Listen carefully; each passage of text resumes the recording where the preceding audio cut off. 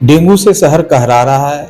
ऐसे में हम जिले के चर्चित डॉक्टर श्रवण ठाकुर के पास हैं। डॉक्टर साहब, डेंगू से कैसे रोकथाम किया जाए, कैसे मरीज बच सके, उनका कैसे बचाव हो सके। चूंकि बाढ़ के बाद जो है पानी जहाँ जो है नीचे उतरा है और उसके बाद उस इलाकों में डेंगू महामारी का रूप ले रहा है, लगातार लोग इससे परेशान है। क्या सुझाव देना चाहेंगे आम लोगों को? अभी जो सीजन है वो डेंगू का ही है और डेंगू का भी पीक टाइम यही होता है सितंबर अक्टूबर। नवंबर से इसका थोड़ा सा जो है इंक्लाइन होता है। तो अभी डेंगू जो है एक मच्छर के काटने से होता है, इजिप्टाई और इजिप्ट एडिस एल्वीपेक्टस से होता है। तो इसमें जब डेंगू वायरस मौजूद होता है और उसको काट लेने के बाद जो है किसी भी आदमी को डेंगू हो सकता है। तो इसमें घबराने की बात नहीं है। सबसे पहले तो हम लोग को इसकी रोकथाम करना चाहिए कि मच्छर का प्रकोप नहीं हो। जो मच्छर एडिस इजिप्टी या एडिस एल्वीपेक्टस होता है उसको फ्रेश रनिंग वाटर में नहीं, फ्रेश स्टैग्नेशन वाटर में, फ्रेश वाटर में ये जो है रहता है और अपना वो अंडा देता है। यदि रनिंग वाटर में हो तो रनिंग वाटर में जो है ना इसका जमाव, जहाँ पानी के जमाव हो वहीं रहता है।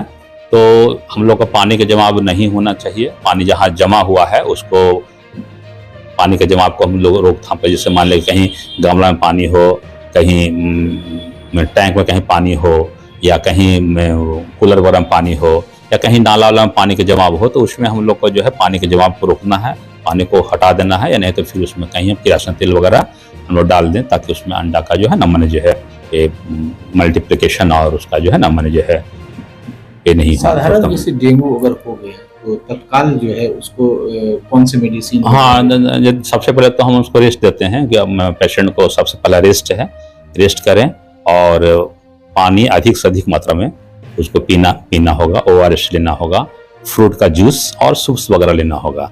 इसमें हम लोग जो है सिंपल पैरासीटामोल देते हैं, जिसमें सपोर्टिव थेरापी होता है, सपोर्टिव ट्रीटमेंट होती है। इसके लिए कोई एंटीबायोटिक जरूरत नहीं पड़ती है।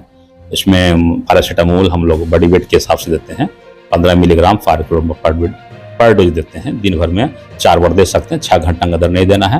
पैरासीटामोल के अलावा कोई और दवा जैसे नॉनस्टेरॉइडल एंटीबायोटिक, साइक्लोफिनेक, डाइक्लोफिनेक, एस्पिरिन ग्रुप की दवा नहीं देते हैं, क्योंकि उसमें प्लेटलेट काउंट घट जाता है तो ब्लीडिंग डिसऑर्डर होने का चांस रहता है। इसलिए पेशेंट को कुछ नहीं, केवल रेस्ट और अधिक मात्रा में फ्रूट्स में पानी की मात्रा हो गया, फिर ड्रिंक हो गया, और ड्रिंक में फ्रूट का जूस और सूप्स वगैरह ये करना है।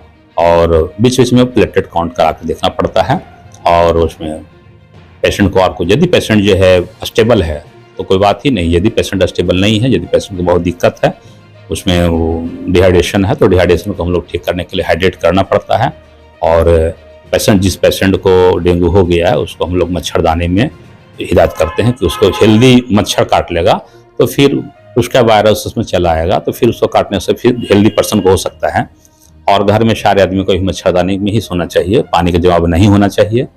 और फुल कवर्ड शरीर को जो है ना, चूँकि मच्छर दिन में ज़्यादा काटता है, रात में कम काटता है, फिर भी जो है दिन में हम लोग जो है फुल स्लीव्ड, फुल हम लोग कपड़ा पहने। और जिस आदमी को डेंगू हो गया है उसको हम लोग हिदायत करते हैं कि आप वो रेस्ट ही करें, मच्छरदानी में सोएं और लोग को बचाएं। और हम लोग जो मिलता है तो हम लोग को रिपोर्टिंग करते हैं, हालांकि अभी कम है लेकिन जो भी हो रही है। ऐसे डेंगू के अलावा शहर स्वस्थ हो, इसको लेकर क्या बताना चाहिए? छिड़काव तो हो रहा है, फ्यूमिगेशन हो रहा है, हम लोग देखें फ्यूमिगेशन भी हो रहा है। और साफ सफाई का अभियान तो है, बहुत सुबह शाम यहाँ सफाई नगर निगम बहुत अच्छे मुकाम पर है, सफाई का व्यवस्था है। इस बार डेंगू का नाक बराबर है। डॉक्टर साहब हैं जो बता रहे हैं कि डेंगू इस बार ना के बराबर है और वैसे नगर निगम बेहतर कार्य कर रही है। मैं बता दूं श्रवण ठाकुर जो है जिले में चर्चित डॉक्टर हैं, फिजिशियन हैं और लगातार जो है मानव जीवन बचाने को लेकर भी इन्होंने जो है कार्य किया, जिसको लेकर राष्ट्रीय स्तर पर, राज्य स्तर पर कई जगहों पर इनको पुरस्कृत करने का काम किया। डॉक्टर के अलावा इनके अंदर जो मानवीय संवेदना है ये भरा हुआ है और जिसको लेकर है मरीज तो हर तरीके के लोग आते हैं, लेकिन मरीज को देखकर, उनकी स्थिति को देखकर इलाज करते हैं। क्या डॉक्टर साहब क्या कहेंगे इसको लेकर?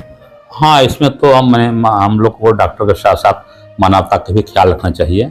ऐसा नहीं कि हम इन्हीं को कुछ ले ही या तभी हम देखें, ऐसा बात नहीं है।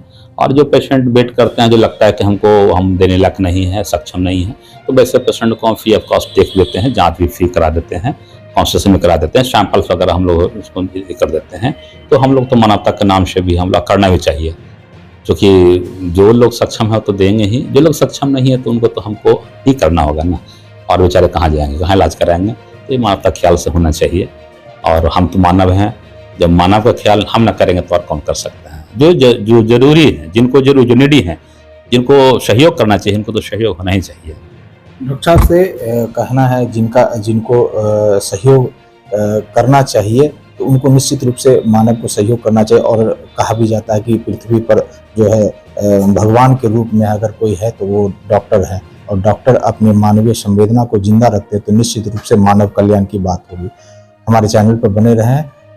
डॉक्टर श्रवण कुमार ठाकुर से बात किए और इन्होंने जो डेंगू से रोकथाम के बारे में बताया, और लोग कैसे, शहर कैसे स्वस्थ हो, इसको लेकर भी इन्होंने अपने विचारों को दर्शकों के सामने साझा किया है। बने रहें हमारे चैनल पर, आगे भी हम इस तरह के जानकारी से आप लोगों को अवगत करवाने का